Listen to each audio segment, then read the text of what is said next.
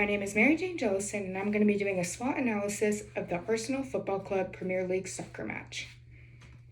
Before we get started, here's our agenda. I'm going to start with the introduction and then move into strengths, weaknesses, opportunities, threats, and finally the conclusion. Arsenal play at the Emirates Stadium in London, the United Kingdom. I watched a game on October 4th, 2020 via television. Although I was unable to attend the game in person, I was still able to do a thorough SWOT analysis by watching on TV, as well as by examining their website and other resources. Throughout this presentation, I will explain what stood out to me the most regarding the event's strengths, weaknesses, opportunities, and threats. Starting with strengths. The Emirates hosts over 60,000 fans and is one of the more recently constructed stadiums across Europe. Having a recently constructed stadium is not only beneficial to the players, but also to those who work behind the scenes. One of the strengths that stood out to me the most was their ability to accommodate all types of fans. They have over 200 wheelchair-accessible entrances and exits, and they even offer a registered disability supporter scheme, which allows those with disabilities to purchase match tickets at half price. The new stadium, since being built, has also reaped profitable returns on the business and marketing side.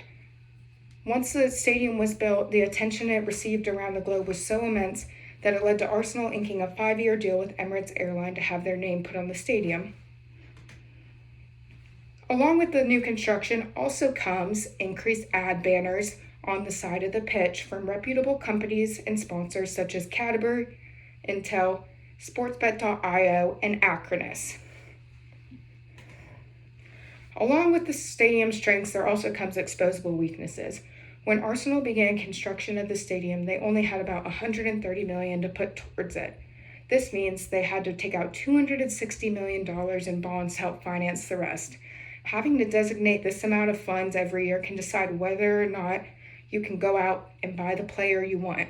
Sometimes Arsenal wants a player but simply cannot attain that said player due to their budget. Due to this, other Premier League teams have had more success than Arsenal because of their ability to buy top-rated players.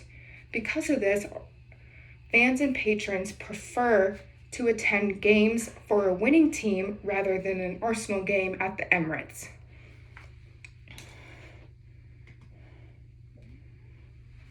Arsenal have also failed to qualify for the UEFA Champions Tournament, one of the most reputable tournaments across Europe. This has led to them missing out on television sponsorship deals as well as free brand exposure. In addition, another weakness is ticket prices. They currently have the most expensive ticket prices for season tickets in the Premier League. Fans who want to purchase this ticket are a little torn because the price is so high for a team that's so inconsistent on the field. Opportunities.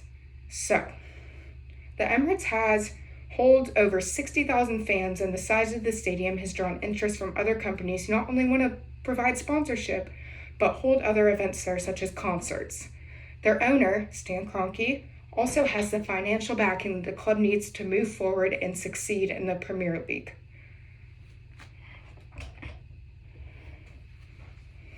This gives Arsenal the opportunity to come out of that hole of debt, purchase those players, and have the success that they previously had before they had to finance the stadium. Some threats. Other clubs buying out top players poses a threat to the Emirates as it will deter marketing and sponsorship efforts. Fan turnout will certainly go down if they are not providing a winning team on the field. In turn, the Emirates will have fewer financial resources to improve their club, and because the fans are the primary sources of income that comes from things like club seating, merchandise, and concessions, plus much more.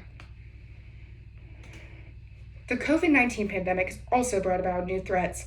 Due to quarantine, they are unable to have fans in the stadium, which, as I mentioned before, fans provide a primary source of income, and so they have had to deal with the loss of that, as well as fans have to download new streaming services that come at a cost, and they are deterred from doing so because they don't want to pay the price, but that's the only way that Arsenal is able to get revenue at this time.